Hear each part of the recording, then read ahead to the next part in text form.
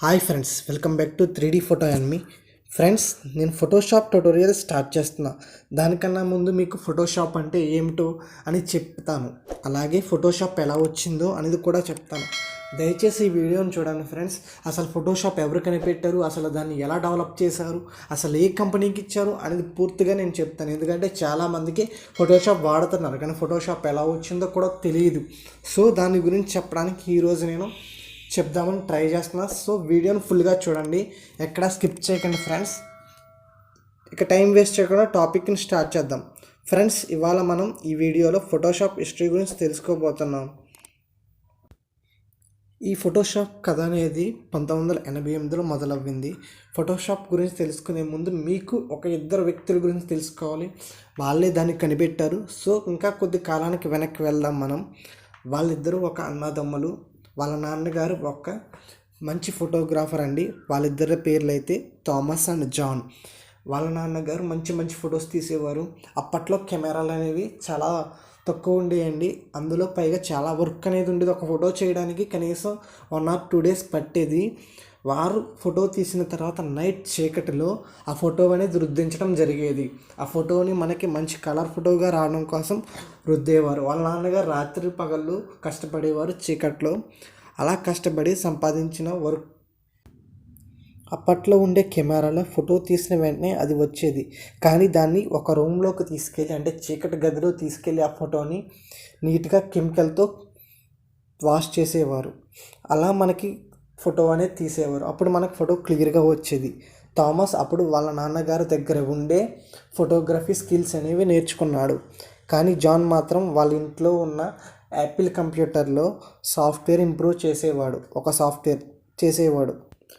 కాలం గడిచింది. అది 1987. అప్పుడు జాన్ స్టార్ వార్స్ కోసం స్థాపించిన లోకాస్ ఫిలిమ్స్, అందులో NACIN special filters division of lights గురించి పనిచేశాడు. ఆ సమయంలో థామస్ మాత్రం మిచిగాన్ యూనివర్సిటీలో ఇమేజ్ ప్రాసెసింగ్ మీద PhD కంప్లీట్ చేయడం జరిగింది.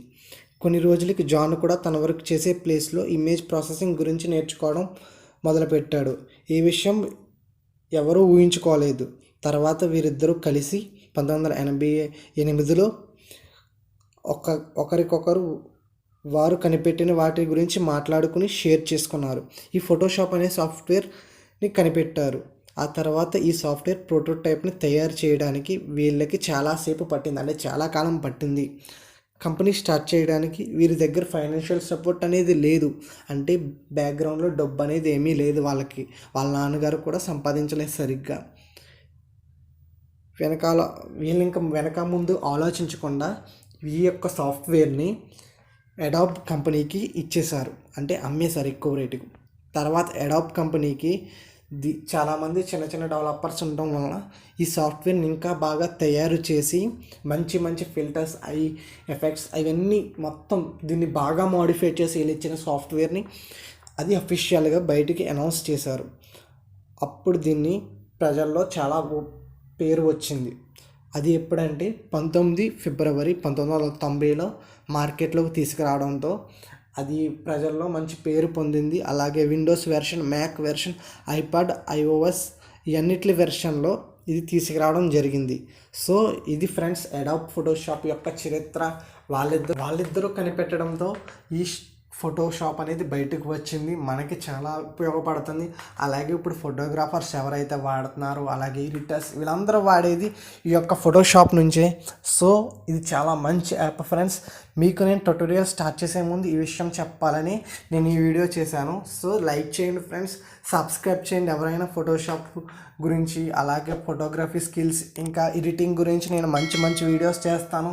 దయచేసి ఎంకరేజ్ చేయండి ఫ్రెండ్స్. లైక్ చేయండి, షేర్ చేయండి, సబ్స్క్రైబ్ చేయడం మర్చిపోకండి. Bye friends.